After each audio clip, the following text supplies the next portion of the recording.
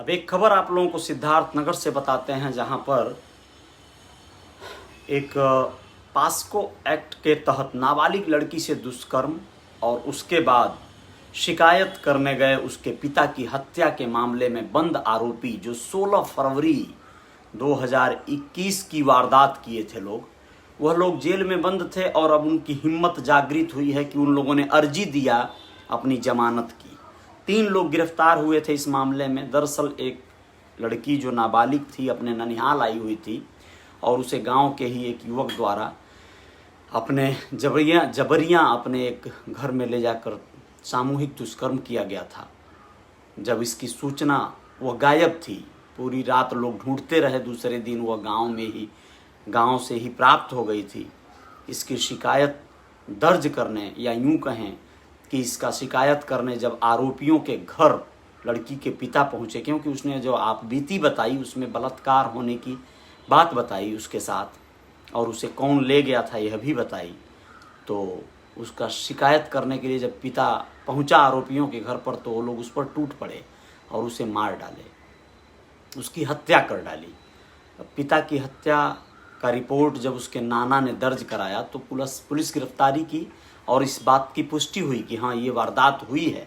इसमें POCSO act लगा, जो नाबालिग के साथ दुष्कर्म का जो धारा होता है, सख्त कार्रवाई होती है, और उसके बाद हत्या का आरोप, और अब उन लोगों ने जमानत की अर्जी दी हुई थी जिसे कोर्ट ने खारिज कर दिया है। इसके साथ ही साथ आप लोगों को बताना है कि नगर पंचायत हरिहरपुर, जो गोरखपुर के जनपद के ही अंतर्गत आता है, वार्ड नंबर 4 में एक मार हुई है गुप्ता परिवार में। 2 भाइयों में संपत्ति और जायदाद विवाद लेकर, जमीन को लेकर जानते हैं कत्ल मर्डर करने का दौर चल पड़ा है। तो 2 भाई आपस में ही, एक भाई जो है कुछ निर्माण कार्य करा रहा था, दूसरा भाई जाके उसमें रोकने लगा, विवाद बढ़ा, मारा हुआ। एक पक्ष से 4 लोग और दूसरे पक्ष से 2 लोग घायल हुए हैं। ऐसे में जो वहाँ के चौकी इंचार्ज थे वीरेंद्र यादव, तो वो पहुँचे और हरिहरपुर के, और उन्होंने मामले में पूरी तरह से भूमिका निभाई। गांव वाले जुट गए, एक पक्ष के लोगों को वो लोग हॉस्पिटल जाने से रोकने लगे, जिसमें पुलिस ने काफ़ी अहम भूमिका निभाई। एम्बुलेंस बुलाया, एम्बुलेंस आने में देरी होने पर वीरेंद्र यादव जो चौकी इंचार्ज हैं, वो एम्बुलेंस वालों को काफ़ी फटकार लगाए फ़ोन पर, और एम्बुलेंस 2.5 घंटे बाद आई। 3 एम्बुलेंस आई जिसमें इन लोगों को लेकर CHC PHC जहाँ भी पहुँचाना था इलाज के लिए पहुँचाए हैं लोग, और मामले में अब आगे दोनों तरफ से तहरीर मिली है और उस पर कार्रवाई कर रहे हैं लोग। संपत्ति और ज़मीन जायदाद को लेकर ये मसले चलते रहेंगे। इसके साथ ही साथ आप लोगों को शाहजनवा थाना अंतर्गत महुआ पार गांव की एक घटना बता रहे हैं, जिसमें एक दुखद हादसा हुआ, और उस हादसे में एक युवती ने बाकायदा वीडियो कॉलिंग करके अपने मंगेतर, यानी जिस व्यक्ति से, जिस युवक से उसकी शादी होने वाली थी, उसके सामने ही मौत को गले लगाया, फांसी का फंदा लगाया। वह वीडियो कॉलिंग काट कर परिवार वालों को जब तक सचेत करता तब तक यह लीला समाप्त हो चुकी थी। चलिए आप लोगों को विस्तार से बता देते हैं इस खबर को। महुआ पार गांव है शाहजनवा थाना क्षेत्र में, वहाँ की रहने वाली पूजा, यह पूजा लालचंद की बेटी है।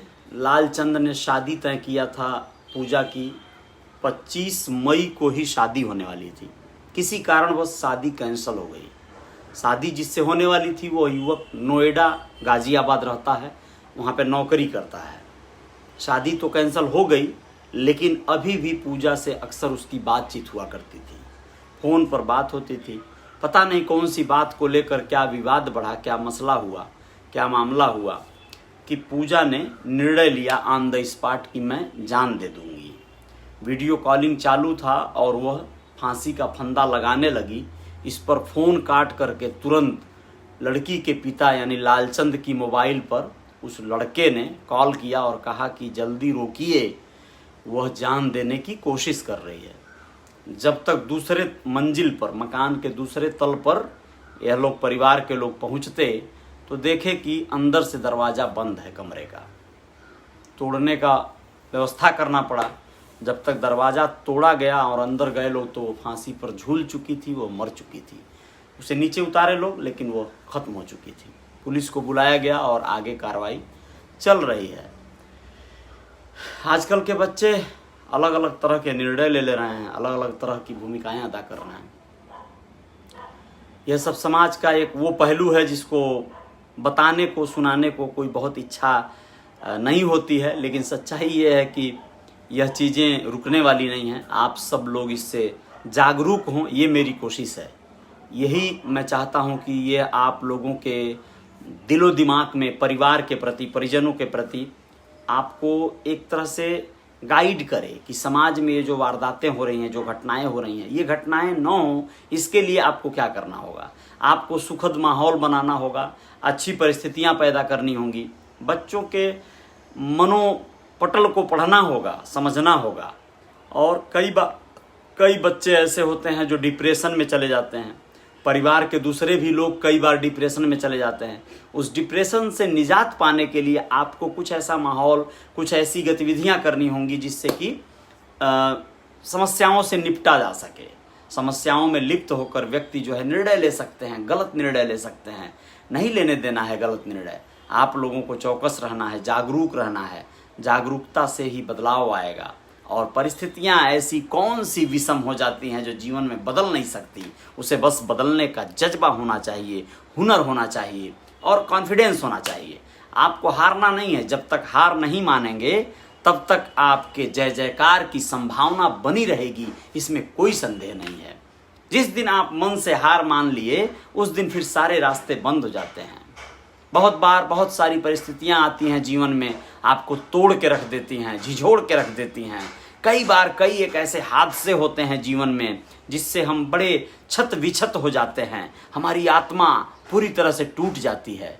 लेकिन टूटना नहीं है, सहेजना है। आपको फिर से खड़े होना है। अपने परिजनों को भी यही बातों को चरितार्थ करके दिखाना है कि हमें किसी भी स्तर पे आप क्यों न चले जाएं, लेकिन टूटना नहीं है। यह जो जीवन है ना, ये जो मनुष्य का जो जन्म है, यह टूटने का नाम नहीं है, यह तो खड़े होने का नाम है। हर पल हर दिन व्यक्ति खड़ा हो सकता है। आप अब्राहम लिंकन वगैरह के जीवन को पढ़िए कभी, जो अमेरिका के राष्ट्रपति थे, 16वें राष्ट्रपति थे, और वह एक ऐसे जीवन को जिए, एक ऐसी जिंदगी को जिए जिसमें अभाव और त्रासदियां ही भरी पड़ी थी। एक दौर आया उनके जीवन में जब वह चाकू और छुरी जैसी चीजों से दूर रहते थे, क्योंकि जब वो चाकू और छुरी देखते थे तो उनको आत्महत्या करने को मन करता था। सोचिए क्या डिप्रेशन रहा होगा, किस दौर से वो गुजरे होंगे। उनके जीवन में कई उतार चढ़ाव आए। उनकी माँ 9 वर्ष के थे तो वो मर गई थी, और 9 वर्ष की उम्र के बाद कुछ वर्ष बाद उनके पिता दूसरी पत्नी लाए। यह इत्तेफाक था कि वह पत्नी उनको अपनी माँ से भी ज़्यादा प्यार करती थी और वह उन्हें बहुत मानती थी, और वो आगे जीवन में बढ़ते चले गए। जबकि उनके पिता उनको बहुत ज़्यादा प्यार नहीं करते थे, वो नहीं बहुत ज़्यादा मानते थे। ऐसा उनका बायोग्राफी में पढ़ने को मिलता है। तो आप लोग अपने बच्चों को सहेजिए और अपने बच्चों से प्यार कीजिए। अपने बच्चों की हर गतिविधियों पे एक नज़र रखते हुए उनको अपने दोस्तों की तरह ट्रीट कीजिए, दोस्तों की तरह सम्मान दीजिए। उनको एहसास कराइए कि आपको उनकी फिक्र है, आप उनको प्यार करते हैं। और परिवार के हर सदस्य को यह एहसास कराइए।